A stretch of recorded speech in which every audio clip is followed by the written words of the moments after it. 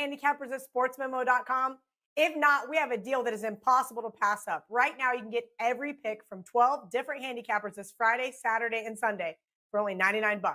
This includes all sports, all 5% releases from 12 different handicappers for 3 full days. In the history of WagerTalk, Gold Sheet, and Sportsmemo, we've never had a deal this good, and the odds are we never will again. All NBA, all college basketball, all NHL, NFL, and soccer, all sports, all 12 handicappers this weekend only at sportsmemo.com.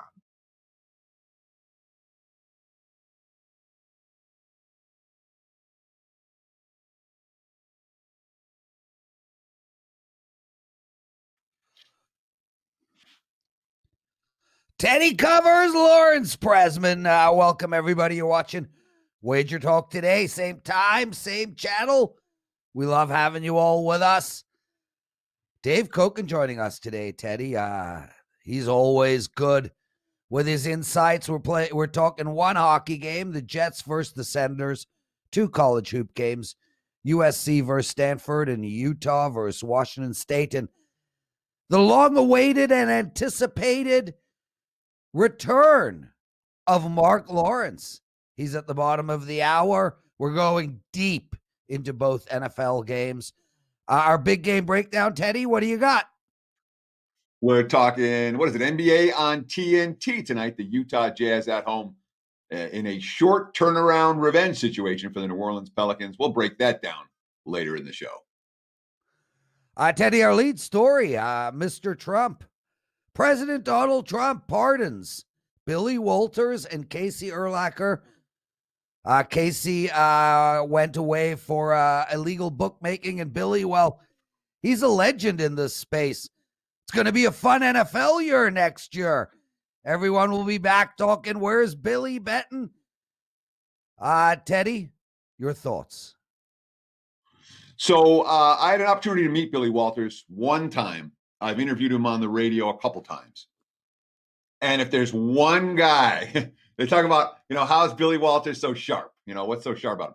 If there's one guy who understands how the levers and the wheels of power work, it's Billy Walters. And if ever there's a guy who's going to grease the right wheels to get himself a pardon, that's Billy Walters. And of course, when you have a former casino executive giving out pardons as a president, what do we see? We see bookies getting pardoned.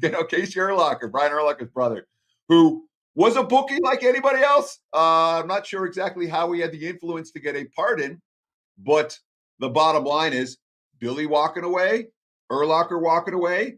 It's a new world for sports bettors. And basically, since Billy got convicted, it's been a new world for sports bettors. So I guess we'll say that's good for gamblers. Certainly not bad, but every move that anyone makes ever, everyone's like, oh, what's Billy Walters? Oh, it's Billy Walters. The guy's got more phantom moves than anybody in the world. I'm not convinced Billy's going to be betting at the level that he was upon his return to the sports gambling world. Remember, he's been out. He was out this whole last football season. He got released due to COVID, and we didn't see the traditional Billy Walters influence on the betting markets. He's retired now. Teddy covers the Prez. You're watching Wager Talk Today. Thanks, everyone, for joining us. Make sure to hit that like button. And let's bring Dave Coken in right away. Dave, you've been around this industry longer than almost anybody. What are your thoughts on Billy getting pardoned, and any quick story you've got about you and him in a strip joint or something? I made that up. No, I don't care. I pretty much stay out of the politics. That's in this business, you stay out of politics. That's my opinion. Yeah. And met Billy a couple times over the years, and his reputation as the greatest sports bettor of all time. If he's not the best, he's certainly among them. Dave Coken, everybody. Dave, you are just priceless. We're actually not talking of politics. We're just talking about Billy, but well, it's politics. Let's get it. He got pardoned by the outgoing president, and that's okay. Well, let's get yeah, into some hockey. Sorry, wrong guy. I've got my political views. Once in a while, I'll get involved in a discussion on Facebook, but for the most part, I keep them to myself.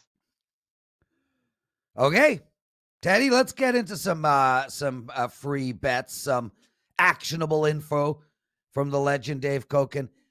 Dave, hockey, NHL, Jets are playing in a back-to-back against the Senators. Really fun game last 2 nights ago. Ottawa leading right to the bitter end. Winnipeg ended up winning it in overtime. What do you like in this game? Well, yeah, that was not a fun game for me because I had Ottawa. They were the better team, and they blew a 3-1 lead and then lost in overtime. I've had 3 losses so far, just 3 losses in the NHL. I'm off to a good start. All 3 games, I've had 3-1 leads and lost all 3 in overtime. So everything else I've won.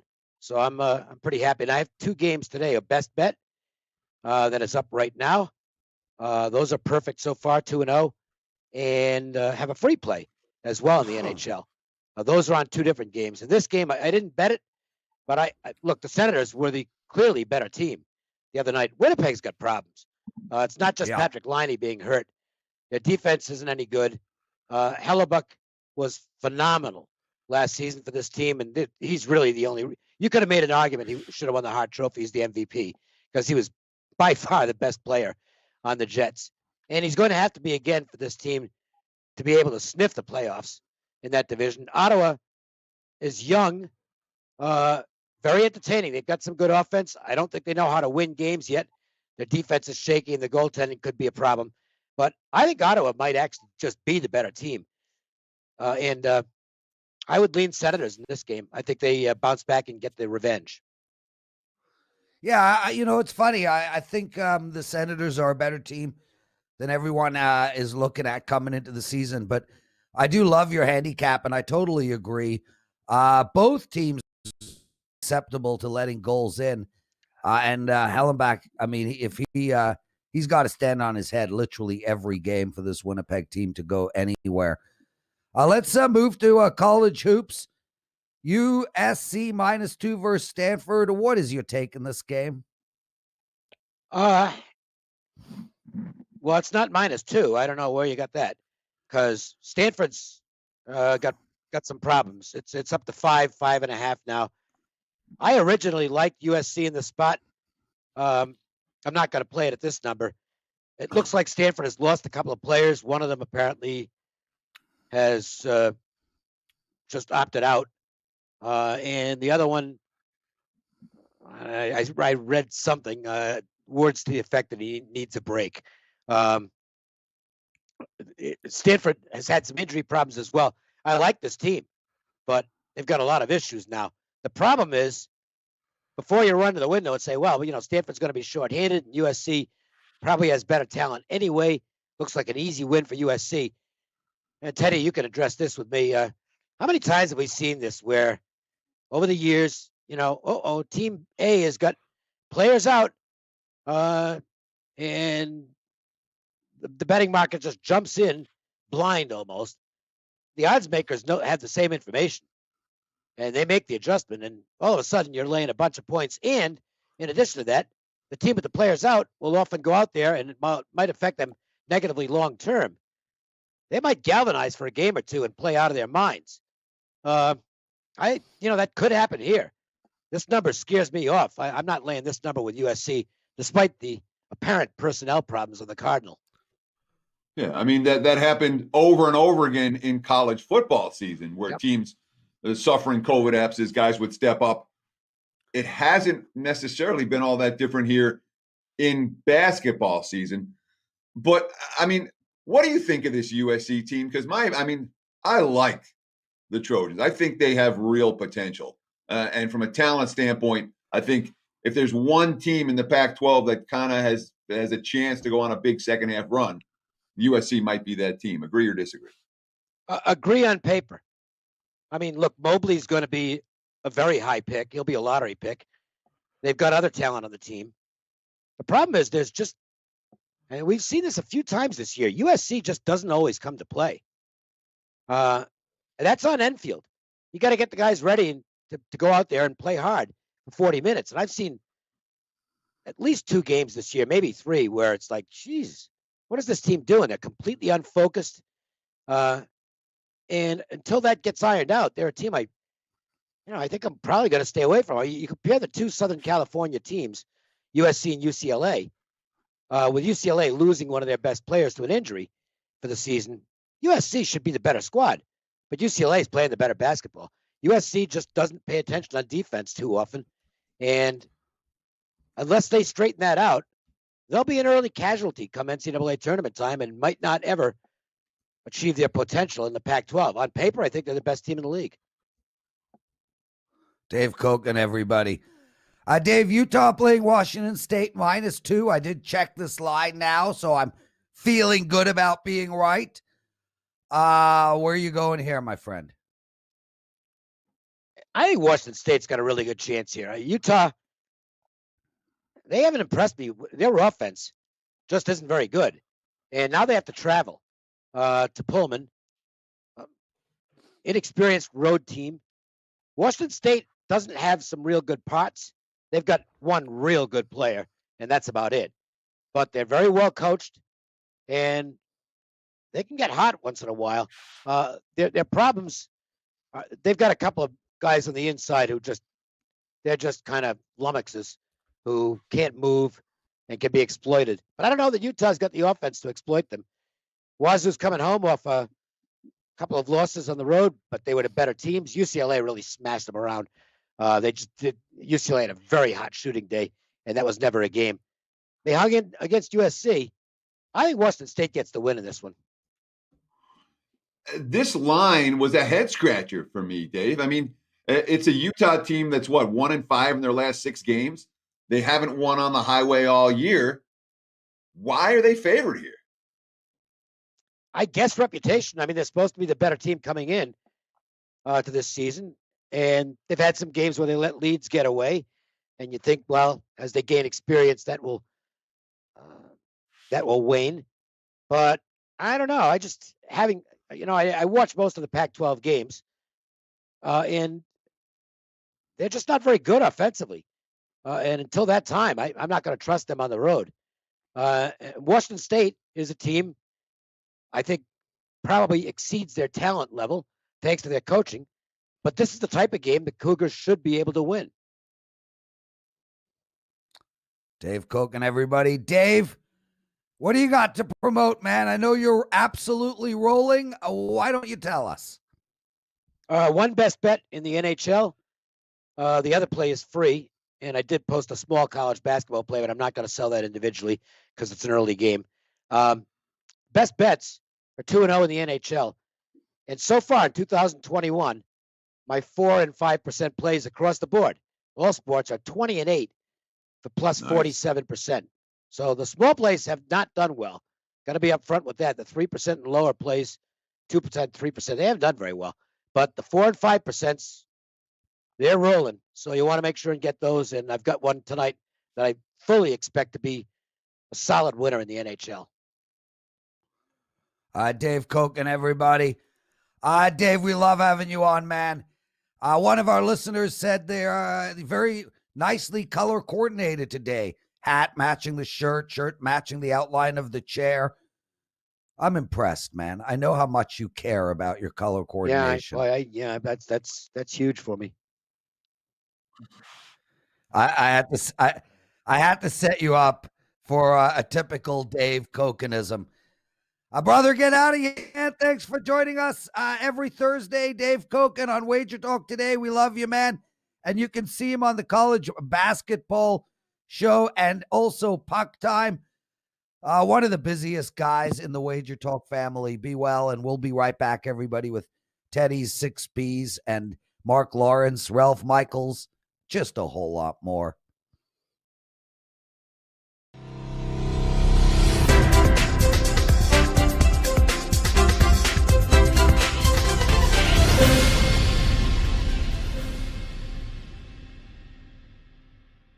Have Have you ever wanted to create your own WagerTalk Dream Team? We're excited to announce you can build your own superstar handicapping lineup using our Pick Your Team program at WagerTalk.com. Even more exciting, for a limited time, you can save up to 55% on your favorite 2 or 3 handicappers and pay as little as $1.99 for a full month of picks. Dave Cokin, Marco D'Angelo, Yanni the Greek, Ralph Michaels, Teddy Covers, Hakeem Prophet, Tony Finn, Rob Vino, Brian Leonard. The combinations are endless. Who will make your dream team lineup? Just go to WagerTalk.com, click Pick Your Team, and personally hand select your handicapping roster. Our Dream Team promotion is only being offered for a little limited time before going back to regular price, so please make sure to take advantage of this incredible offer.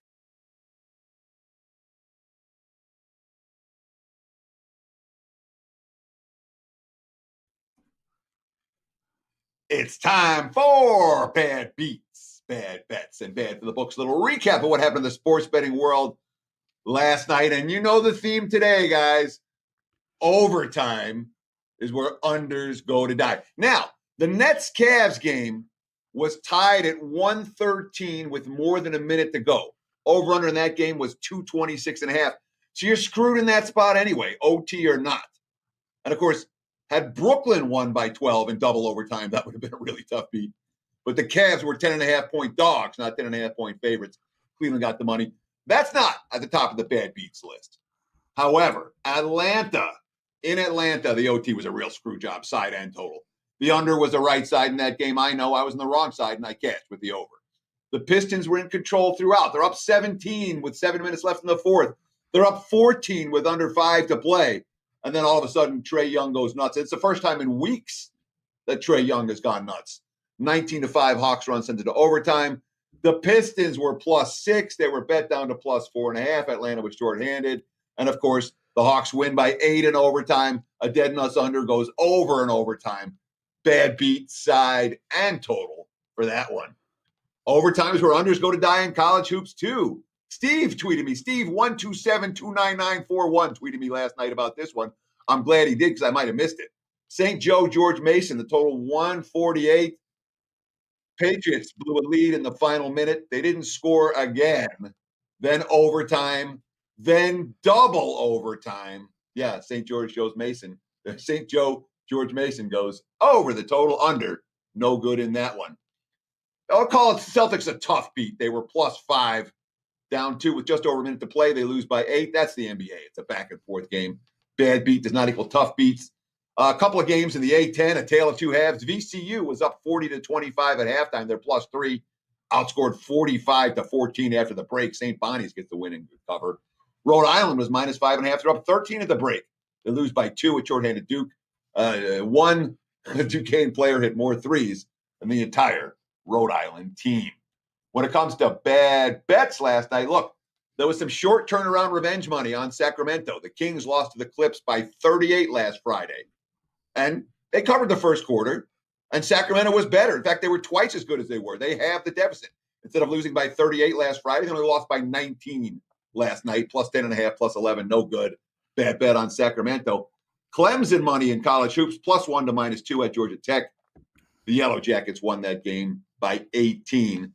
Clemson money, bad bets. When it comes for bad for the books, let's see, a lot of Dallas money last night. The Mavs from +1 to -2. They own the fourth quarter against Indiana with no Miles Turner. Mavs win by 12. That was bad for the books. The total was 217, bet up to 221.5, flew over the total. That was bad for the books. In college hoops, no one's laying double digits with North Carolina this year. There was nothing but Wake Forest money, -12.5. Down to 10.5. The Tar Heels win by only 7. Houston's just killing teams. They had revenge for Tulsa for their only previous loss of the year. The Cougs bet up to -12.5. They win by 27.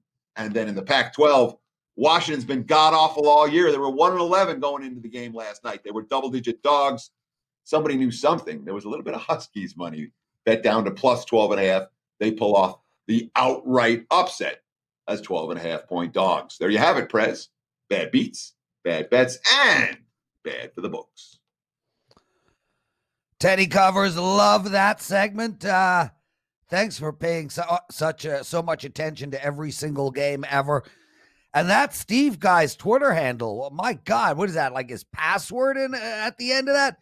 All I thought to myself was, Jenny, don't lose your number. Steve, 12864315273 at Teddy Covers. Couple of let's welcome everyone in, and then I'm going to promote you, baby. Welcome Terry, Jim, Gordon, Rex, Glenn, Big Daddy, Irish John. Oh man, Rex. Rex is a great name, by the way. Not for a little kid. It'd be pretty weird when you're like 3, but when you're like a big buff 60-year-old man, Rex is a strong name. Dow, nice to have you all with us. Guys, please hit that like button. I ask you every day, 1.1 seconds. We timed it. And plus, we got Marc Lawrence coming on. If that's not worth a like by itself, I don't know what is.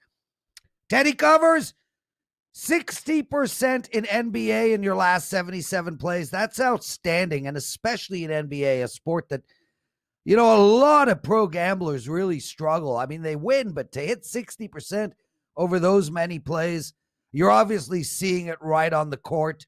You got a 5% play up tonight in the big game.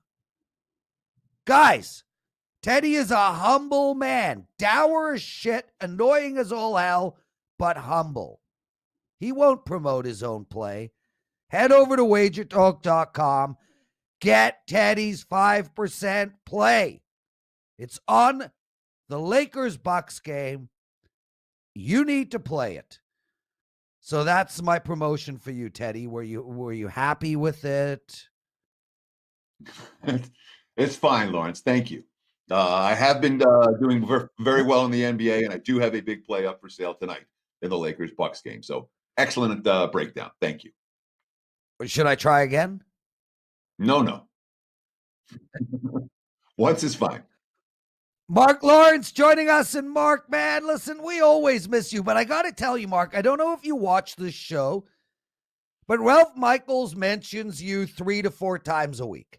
Like, it's almost impossible to go through a Ralph Michaels segment without your name coming up. You look great. Are those glasses new? They look awesome on you.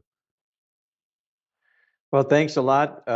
Really, really appreciate that, Lawrence. And it's exactly what I pay Teddy, or what I pay Ralph to do, is to mention my name 3 or 4 times a week. Wait a minute. He's exclusive to Wager Talk. I got a meeting with Ralph. I Guys, I'll be understand that. right back. We can do some side deals. Yeah, we can. Nice to see you, brother. We're going to talk NFL, both games. We're going to hopefully dive deep into it. Let's start right off the bat with Tampa Bay +3 versus Green Bay. 51 is the total. If you guys want to hear my take on it, check out the NFL presidential address. It's up at YouTube right now. But Marc, you are going to regale us with info. So I hand the mic over to you. Well, I appreciate that, Lawrence. We got 2 great championship games on tap this weekend. The first being Green Bay, Tampa Bay.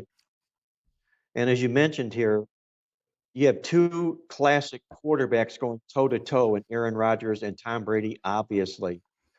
It's the first time Aaron Rodgers has ever been in an NFC championship game at home at Lambeau Field. I happen to feel that he is going to be the MVP of this year's Super Bowl. So why would I want to bet against him in a game like this? What I don't like about Tampa Bay is the fact that they're now on the road. You take a look at this team. They've been camped on the road for quite a while coming to this game. This will mark, if you will, their 5th road game in their last 6 contests. A long time on the road for Tampa Bay coming into this game. What I also like about Green Bay here is the fact that aside from taking it for their worst loss of the season, what they suffered at Tampa Bay earlier this year, you've got a team that's at home in a conference championship game with same season revenge. That's where revenge works in these playoffs, is conference championship games. These teams get one step away from the Super Bowl. They're not going to take it on the chops twice en route to getting to the Super Bowl. I think the weather's a factor in this football game. I know Tom Brady's played in New England with some pretty crummy weather, but the other players in this roster have not done just that. This is a big, big football game for Green Bay, and I think they win this game comfortably. So, Marc, I want to ask you about strength of schedule. One of the big criticisms about the Packers going into the playoffs is A, they didn't play that many tough teams, and B, when they did step up in class, they didn't dominate, including the aforementioned bad loss to the Bucs when these teams met, what was it, back in October. From a strength of schedule standpoint, again, looking at the Sagarin numbers, Tampa, the toughest schedule of any remaining playoff team, the toughest schedule of any playoff team. They were ranked number 9 in Sagarin. Green Bay number 30 in strength of schedule. And of course, I go through my power rating numbers based on the games, the numbers, the week, based on the numbers, the week the game was played. And I too showed a really significant differential between what Green Bay faced on a weekly basis and what Tampa faced on a weekly basis. The Bucs did face the much tougher schedule. Does that concern you at this time of year, or is the revenge, is the travel, is the weather the bigger picture story for this ballgame as opposed to strength of schedule issues? Well, you know the saying, Teddy, you play who's in front of you, and you can't argue about who they put in front of you. Green Bay took care of business. They're coming into this football game right now, riding a 7-game win streak. 4 of those wins were against playoff teams. It's not like they're adverse to falling prey to playoff caliber type football teams. Tampa Bay, I think, was fortuitous in the sense that if you look, or in the sense from strength of schedule, they did take on the AFC West. So they're going to end up having a pretty good, decent looking schedule. And they also lived in the NFC South, where New Orleans obviously lived, and it was a pretty tough division this football season here. I'm not going to let the strength of schedule sway me at all. This late stage of the football season, especially, like I said before, when you're one step away from getting to the playoffs, I'm looking more at the quarterback that's going to lead the charge here, and I'm all in on Aaron Rodgers. Mark, let's talk a little bit about the total, which I find fascinating because both offenses are really clicking. But Tampa Bay is so good at stopping the run. And, you know, the weather is going to be a huge factor with a total that high. You want to bet the over in this game, at least I do. But you sit there and you look at that weather, the wind. That's really what's holding me back. Where are you going total wise? Do you have any info for us?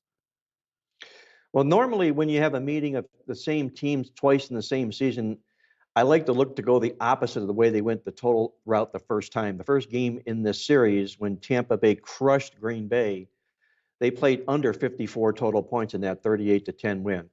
But I'm going to throw caution to the wind here in this particular matchup, just given the fact that these two teams each bring top 10 ranked defenses into the football game.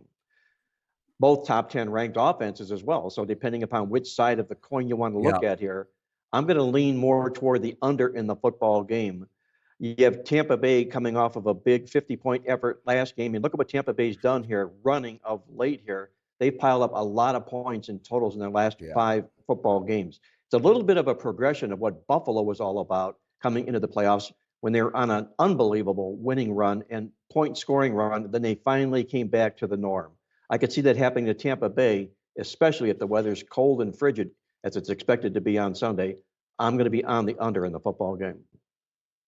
One last question about the Bucs and the Packers, and I want to ask you specifically about Tom Brady.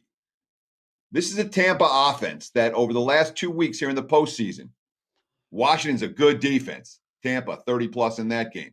New Orleans, good defense. Tampa 30+ in that game. Are we believing in Tom Brady as being as good as Aaron Rodgers right now, and this Bucs offense capable doing it again? Because Green Bay defensively may not be as good as the two teams that the Buccaneers just beat.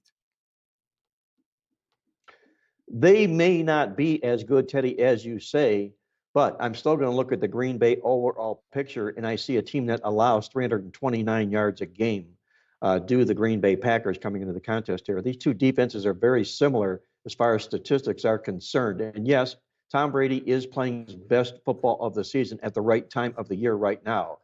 The addition of Antonio Brown, like him or not, and I don't, to that offense has really, really helped the dynamics for Tom Brady coming into this football contest. But again, home field is real strong in the conference championship games, especially if there's reason to play. You've got 2 reasons here. Number one, as I mentioned before, they took the loss big time, worst of the season at Tampa. Number 2, they lost in their conference championship game last year.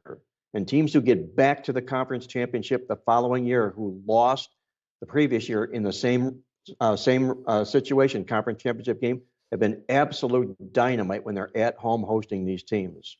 That's the role Green Bay's in.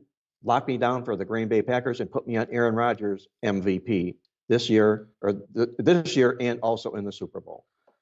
Marc Lawrence, everybody, and Mark Gordon, Gecko, and Pat Riley both called on a conference call. I have them right now. They want their hair back. Mark. Well, it's Yeah? available for the right price. Everything's available for the right price, brother. Bills, Kansas City. I'll hand it to you. You don't need a setup. Again, I'm going to start with an analogy that I used here in the Pittsburgh-Cleveland game, guys, and it was basically this, that the Pittsburgh Steelers, when they took on the Browns last week, when they entered the playoffs, the Steelers were the coldest hand of all teams in the playoffs this year. They had only played one decent half in their previous 5 football games, and I don't know why they were suddenly expected to step on the pedal and come alive. We've got a Kansas City Chiefs football team here that has not beat the spread since November 1st. Take a look at them. 9 consecutive games in a row in which they failed to win the money. I don't know why they're going to step on it and all of a sudden come alive here, especially not knowing the Patrick Mahomes situation coming into the game. It appears to me like Buffalo could well be a team of destiny this football season here. They've scored more points than they ever have in franchise history. Josh Allen has suddenly matured and become a main player, a main quarterback in this National Football League. Yes, Buffalo has been tossed around in the last 2 games. They've been really outyarded and outstatted in their last 2 football games. But I'm going to go back one more time and say that they do have same season revenge against Kansas City. They are in a conference championship game. And I think that sets the table for this game. I'm not at all surprised if Buffalo sends the Kansas City Chiefs home as the defending champions with a loss. So I want to ask this about the Chiefs. Even though Kansas City has been, they burned every backer they have for the last 2 months. And yet they've won every game with the one exception of the last game of the season where they were resting all their starters. Now we're in a point spread range where, guess what? KC wins, they're probably going to cover. And that hasn't been the case at all during this run. Are you worried that the betting markets have finally adjusted KC down enough that they're in this position? Or is it still one team's hot, one team's not, and you ride the team that's been making you money? Well, in this recent run here, Teddy, of their point spread failures, only 2 times were they double-digit favorites in the football games. So it means that if they were in competitive situations in the other contests, they failed to rise to the occasion.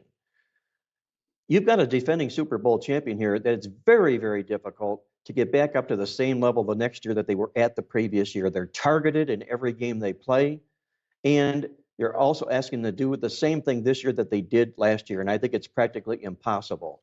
I'm a bit surprised, personally. I'm from Cleveland, I'm biased, but I'm a bit surprised that Kansas City made it to this football game. I think the decisions that Andy Reid made in that football game last week were subject to second guessing till the cows come home. He should have sat on the football when he had the lead, but he's throwing it and he's stopping the clock. If he doesn't convert that 4th and 1 pass from the 50-yard line, we're going to wonder what in the heck Andy Reid was thinking about in a situation like that. But he did it. He got the job done. That's Andy Reid, and he does what the unexpected is supposed to be. I'm still going to look at Sean McDermott here, who's a terrific head coach. He's really led Buffalo to this Super Bowl or to this championship game, and I think he takes them to the Super Bowl this year as well. The last 4 times Buffalo has been in a conference championship game, they won all 4 football games. I think they make it number 5 in this game on Sunday. Jim Kelly was the quarterback there. But Mark, really interesting point about Kansas City throwing while holding the lead.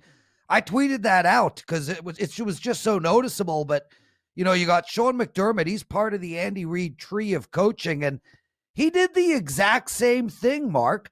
Buffalo was up late, and Buffalo kept throwing the ball, and I tweeted that out too. It was very interesting, which really leads me to ask you about the total in this game.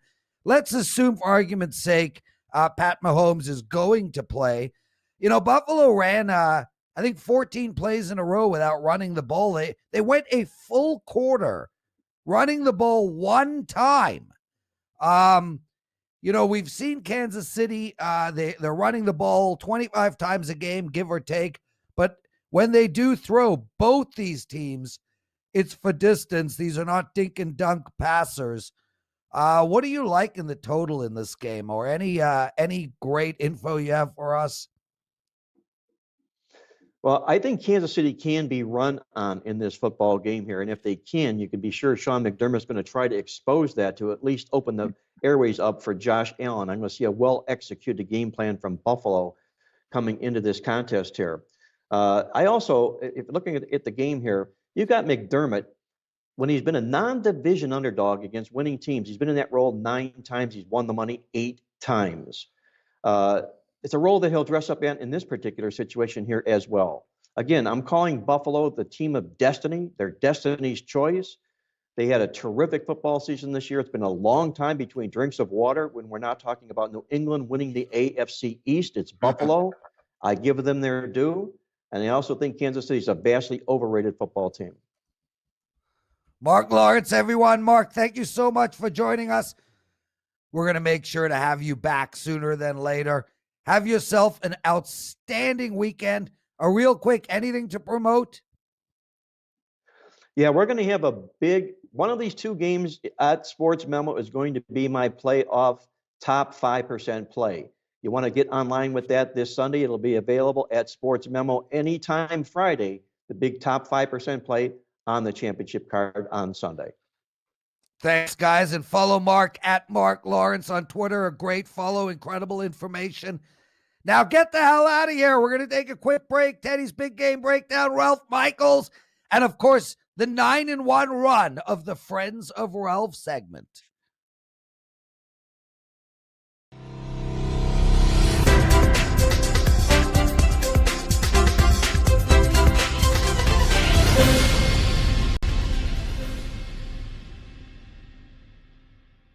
Have you ever checked out the expert handicappers at sportsmemo.com? If not, we have a deal that is impossible to pass up. Right now, you can get every pick from 12 different handicappers this Friday, Saturday, and Sunday for only 99 bucks. This includes all sports, all 5% releases from 12 different handicappers for 3 full days. In the history of WagerTalk, Gold Sheet, and Sportsmemo, we've never had a deal this good, and the odds are we never will again. All NBA, all college basketball, all NHL, NFL, and soccer, all sports, all 12 handicappers this weekend only at sportsmemo.com.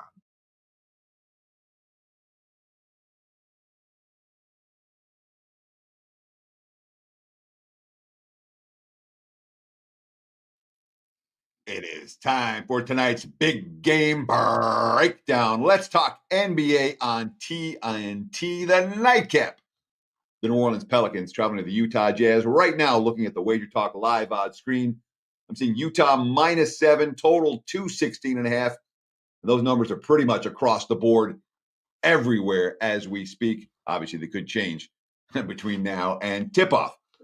These 2 teams played just 2 nights ago. Utah took care of business once again. The Jazz now 10-4 straight up, 9-5 ATS, but they were 4-4 straight up. And now they are 10-4 straight up, 6-0 in their last 6 ball games. 5 of the 6 wins have come by double-digit margins, and the 6th win was an outright upset on the road at Denver. It's a Jazz team that is absolutely playing their best ball of the year right now. New Orleans, well, what do we got? 5-8 straight up, 5-8 against the spread. We look over the last 10 games. Who have they beaten? Well, they beat OKC, bottom feeder. They beat Sacramento, bottom feeder. They beat Toronto, maybe not a bottom feeder, but certainly not playing good ball. That's it for New Orleans in their last 10 in terms of straight up wins. Now, they can cover tonight without winning, but first handicap in the NBA is who's going to win this game. All right. And Utah and New Orleans in very different places. Now, when the Jazz beat the Pelicans earlier in the week, they hit, again, more than 23 pointers.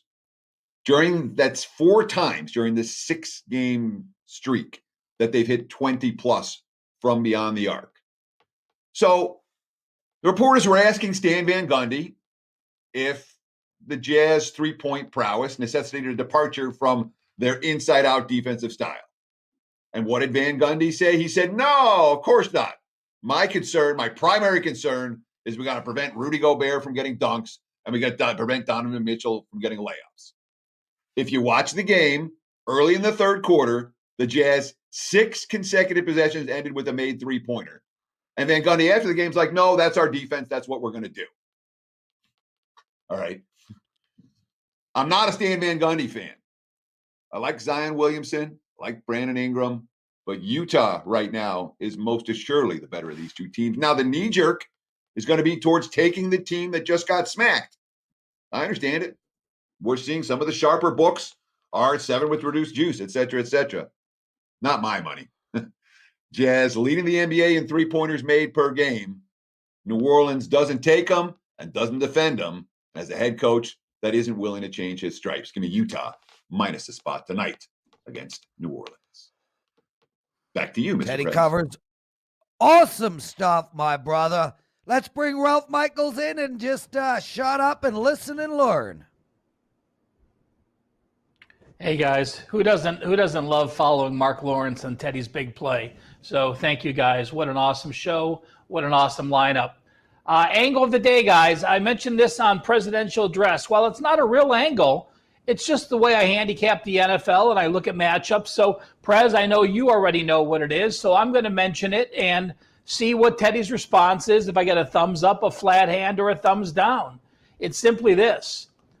Tom Brady has been sacked 3 times in 5 games. In those 5 games, when he gets pressured and he gets happy feet, he's 0-5 against the spread.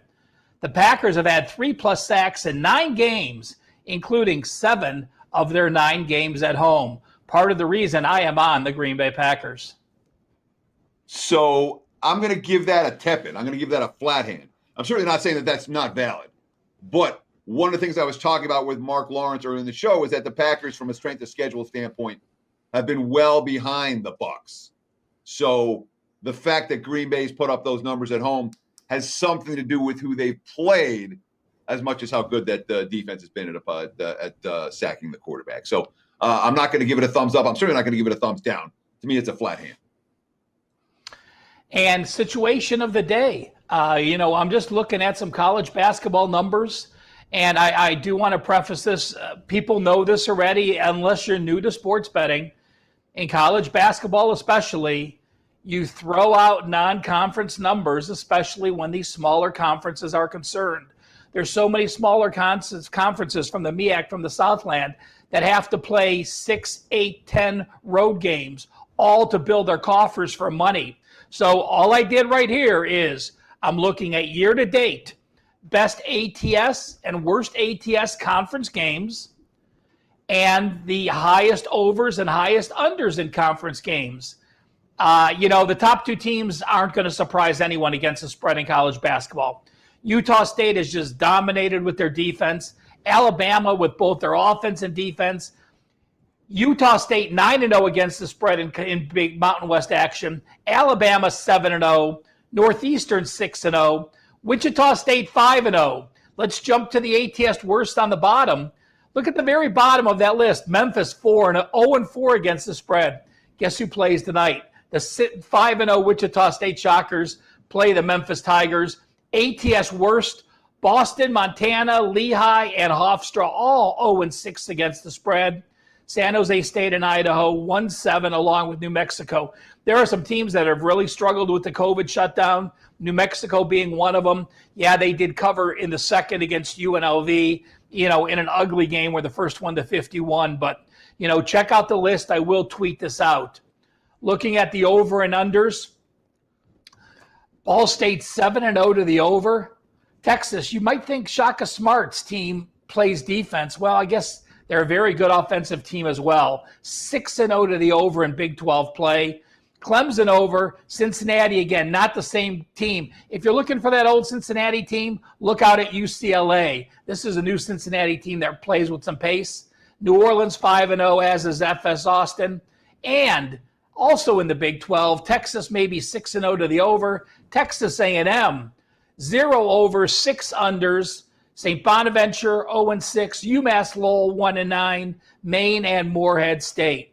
Teddy, how much do you look at a situation where we just talked hot versus cold, Buffalo against KC ATS.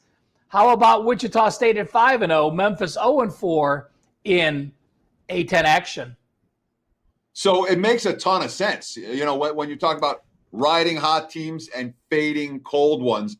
And when you look at some of these margins, you know, with Alabama covering by 18 points a game, Utah State covering by 14 points a game, St. Bonaventure staying under by 15 points a game, Iona staying under by 15 points a game, Washington going over by 17, Arizona going over by 18. It tells us that even if the betting markets are making modest adjustments, as they do, modest adjustments aren't enough when you're going over by 18 points a game. So there may well still be value on some of these. All that said, I think Memphis might be a bet on. Memphis is a bet on team, and I'm going to find opportunities to make money with Penny Hardaway's Tigers at some point before this season is through. Not tonight, though. You know what? For those that watch the tip-off show with Joe Ranieri, myself, and Dave Coken, and then we have a rotating guest each day, I talked about how Penny Hardaway is one of those coaches. When you read in the Memphis commercial what he says, it is a legitimate, true statement. He talks about how his point guard struggled early, including his son. He talked about how they're playing better now and they're going to rotation offense. I do like the under tonight because they're starting to go to that almost Princeton or Air Force type offense where they're going to pass the ball 5 or 6 times and they play good defense. But do mark that down. Penny Hardaway, you can believe what he tells you when he makes a statement in the newspaper. That's something you should mark down on every coach that you take a note on. And I know you do that, Teddy, for sure.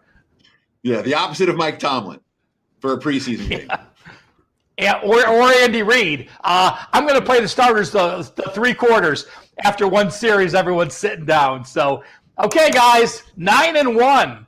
I've got cappers calling me. I want to be the Friends of Ralph play. I want to be the Friends of Ralph play. Well, I'll tell you what. I am going back to the first Friends of Ralph. For those that don't know, Brian Leonard got me into this industry when I was 20 years old. Brian and I were roommates for a few years.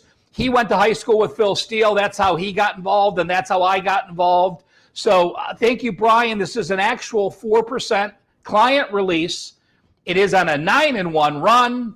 And the Friends of Play for Thursday, the Ottawa Senators plus 105 versus the Winnipeg Jets, 7:08 p.m. Eastern, 4:08 p.m. Pacific. Brian, a true friend, thank you. Friends of Ralph Play, 9-1 run, going for 10-1.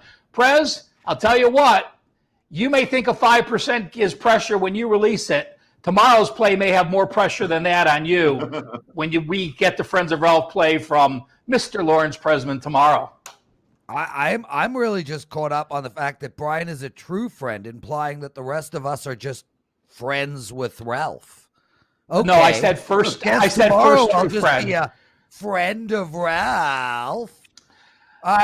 Anyway, guys, that's awesome. And 2 people are on the Ottawa Senators. You heard that play from Dave Coken as well. A big shout out to Marc Lawrence for joining us. Same with Dave Coken, Ralph Michaels, Teddy Covers, and of course, Joe Ranieri doing all the hard lifting in the back. Guys, tomorrow's show, Rob Vino, Andy Lang. We're going to talk a ton of NFL as well. As we slowly start moving the show away from football, because, well, it's going to end soon. Teddy, love you, bro. We'll see you all tomorrow. Take us home. Enjoy the games. Good luck tonight. We'll be back again on WagerTalk Today in 23 hours and approximately 12 minutes. Till then, cheers.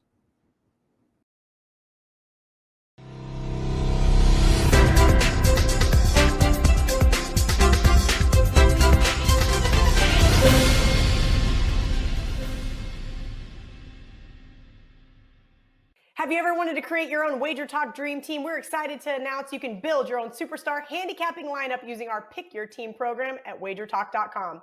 Even more exciting, for a limited time, you can save up to 55% on your favorite 2 or 3 handicappers and pay as little as $1.99 for a full month of picks. Dave Coken, Marco D'Angelo, Yanni the Greek, Ralph Michaels, Teddy Covers, Hakeem Prophet, Tony Finn, Rob Vino, Brian Leonard. The combinations are endless. Who will make your dream team lineup? Just go to WagerTalk.com, click Pick Your Team, and personally hand select your handicapping roster. Our Dream Team promotion is only being offered for a little limited time before going back to regular price, so please make sure to take advantage of this incredible offer.